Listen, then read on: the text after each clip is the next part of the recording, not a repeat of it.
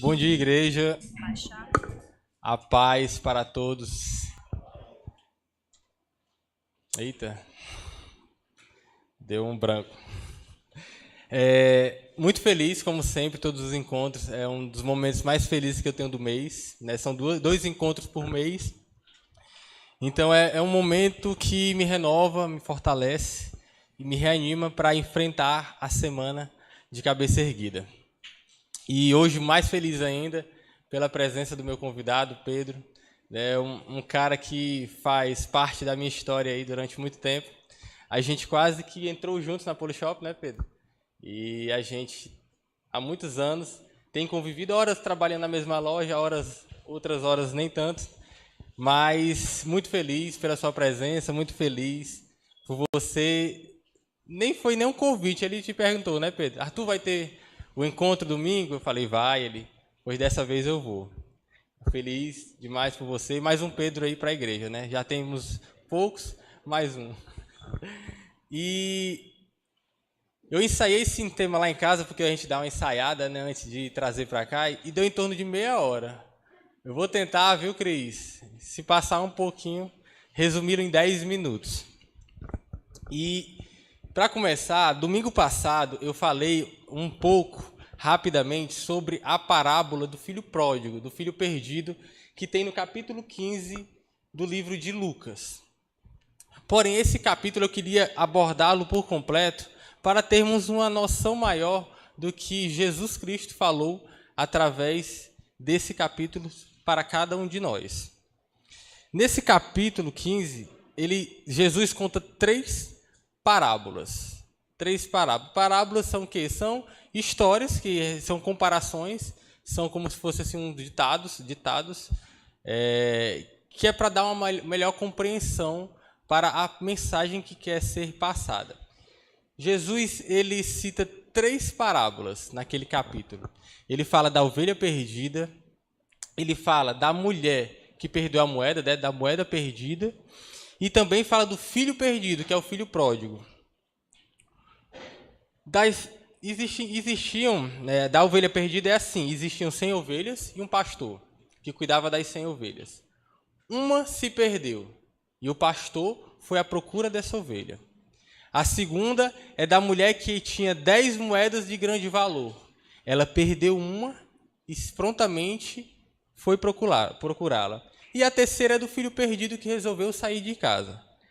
A parábola do filho perdido, ela toma quase que todo o capítulo 15. As outras parábolas, elas passam bem rápido. São pouquíssimos versículos. E eu matematicamente fiquei pensando, por quê? E a gente consegue associar, talvez um pouco, não sei se realmente esse é o significado, mas acredito que pelo grau de perca. Vamos supor, se um pastor tinha 100 ovelhas, ele perdeu uma, matematicamente ele perdeu 1%. Se uma mulher ela tinha 10 moedas e ela perdeu uma, matematicamente ela perdeu 10%. E onde tem um pai com 2 filhos e um deles resolve se perder e ir embora, é uma perca de 50%. Porque quando ele sai, ele leva 50% da herança, ele leva metade. Então é uma perca de 50%. Porém, nos três casos, há fatos que se coincidem, que é o quê? A volta, o retorno. Quando o pastor ele encontra a sua ovelha, ele sai à procura, ele deixa as 99 para procurar aquela ovelha perdida. Quando ele a encontra, ele com grande alegria traz ela de volta para casa. A Bíblia relata que ele festeja, né, com os familiares, com amigos, que dá uma festa para comemorar o achado da ovelha que estava perdida. Da mesma maneira, a mulher que perdeu a sua moeda, ela tinha 10 moedas, guardou as outras 9 e foi à procura de uma que estava perdida.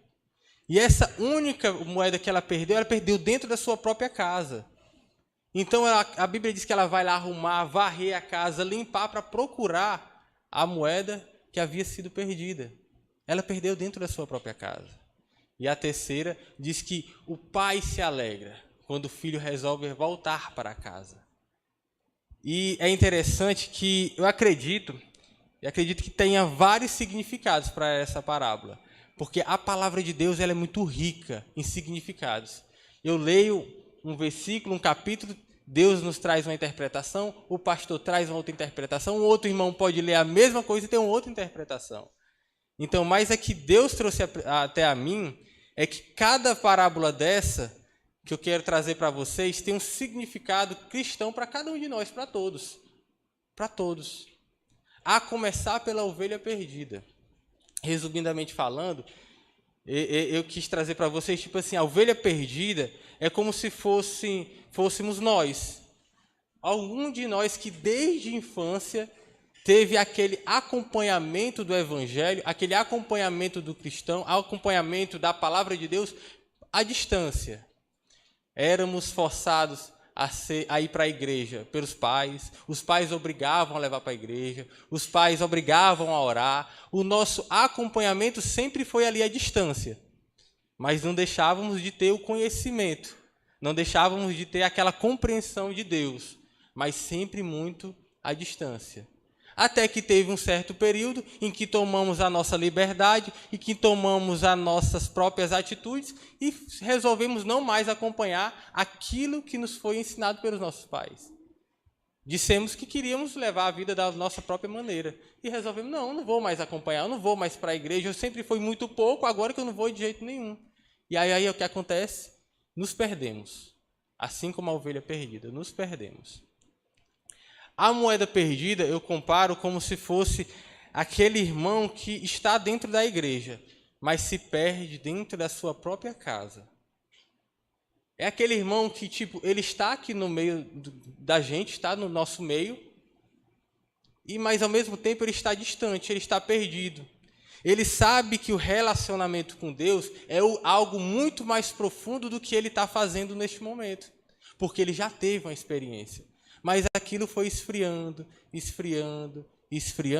até que chegou um certo ponto que ele veio mesmo pela companhia, ele veio mesmo pela socialização da igreja, ele veio mesmo para poder bater aquele papo, tomar aquele café, aquele almoço, mas a presença de Deus para ele está muito distante.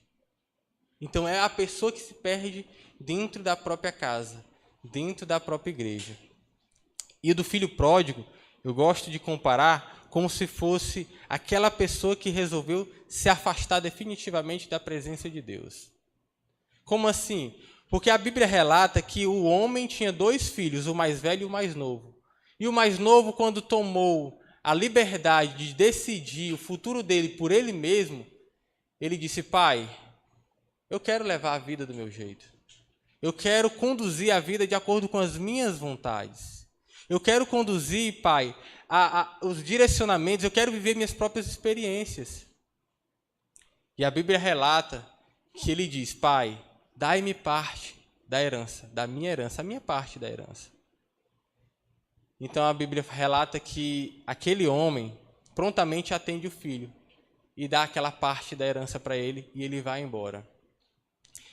Nesse caso, nós como cristãos, talvez sejamos aquele que no auge da nossa linha espiritual dentro da congregação, quando estávamos nos sentindo muito bem, quando estávamos nos sentindo muito felizes, quando estávamos nos sentindo muito abençoados, dizemos para nós mesmos, não, acho que eu não preciso mais da igreja, já consegui minha cura, já consegui minha prosperidade, já consegui tudo aquilo que eu almejava, agora eu vou seguir a minha vida da forma como eu bem entender. E ela se afasta daquilo que a fez sair da situação onde ela se encontrava. Eu gosto de trazer essa terceira comparação. Porém, assim como o filho pródigo, o filho perdido que sai de casa, a Bíblia relata que durante muito tempo ele usufruiu de toda aquela riqueza que ele tinha, que o pai dele deu para ele, é parte da herança dele. E a Bíblia diz que ele sai e vai viver a vida da forma como ele acha melhor. A Bíblia diz que ele vai viver a vida da forma como ele bem entendia. E gastou toda aquela fortuna, toda aquela riqueza com diversão, com as bebidas. A Bíblia fala que o irmão dele acusa de ter gastado com mulheres, entendeu? E ele chega até um certo ponto de não ter mais nada em mãos de tudo aquilo que o pai dele tinha lhe dado. A Bíblia diz que ele chega numa situação tão miserável que ele chega a aceitar o emprego de cuidar de porcos. E não ainda contente com isso, e não ainda totalmente infeliz, ele sente fome ao ponto de se alimentar com a comida dos próprios porcos.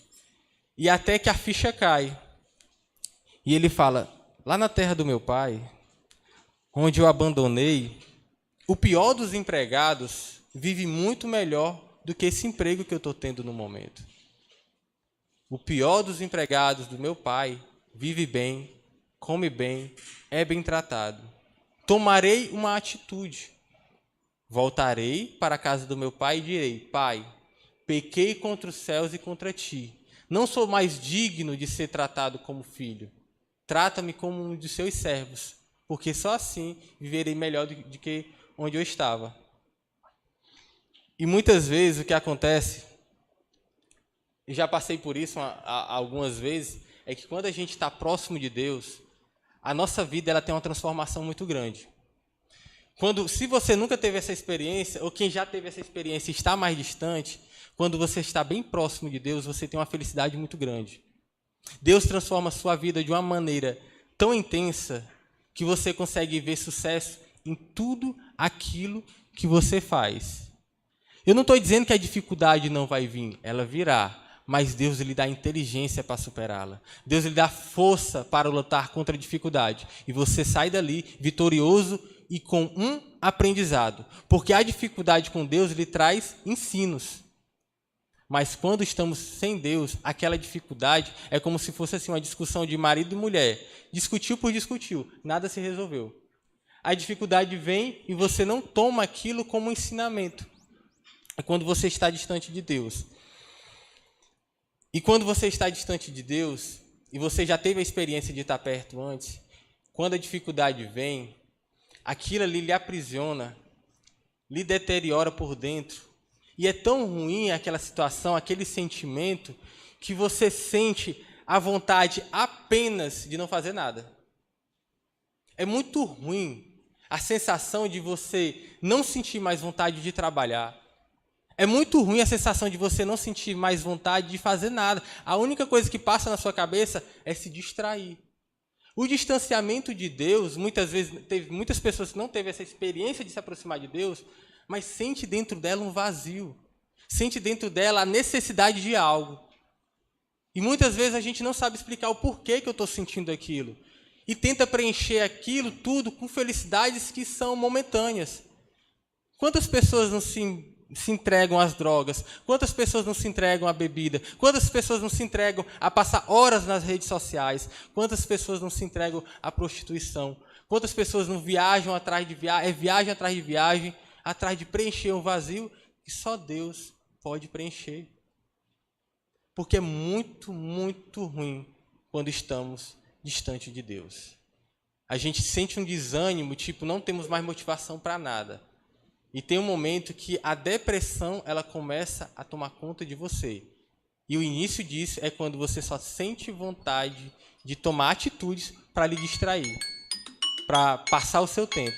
E não sente mais vontade de fazer, de viver, de lutar para você crescer no seu trabalho, de lutar pelo seu relacionamento, de lutar por tudo aquilo que lá na frente poderá lhe fazer feliz.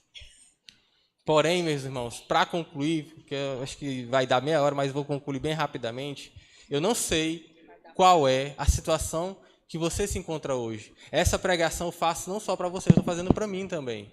É incrível que quando eu estava ensaiando em casa, meu Deus, o Senhor está falando através de mim para comigo também. Porque eu não sei qual a situação em que cada um daqui se encontra. Se realmente teve, é como uma ovelha perdida, sempre acompanhou de longe, ou se alguma vez teve uma experiência com Deus e agora está dentro da igreja mais distante, ou se resolveu sair no melhor momento da sua vida, quando recebeu de Deus todos os seus milagres. Eu não sei qual a situação que você se encontra hoje, mas podemos, neste momento, falar para Deus: Pai, pequei contra os céus e contra ti. Não sou digno nem de ser chamado de filho, mas na tua misericórdia, Senhor, me aceita, pelo menos como um dos seus melhores servos, porque eu sei que próximo a ti, na tua presença, eu serei verdadeiramente feliz. Muito obrigado.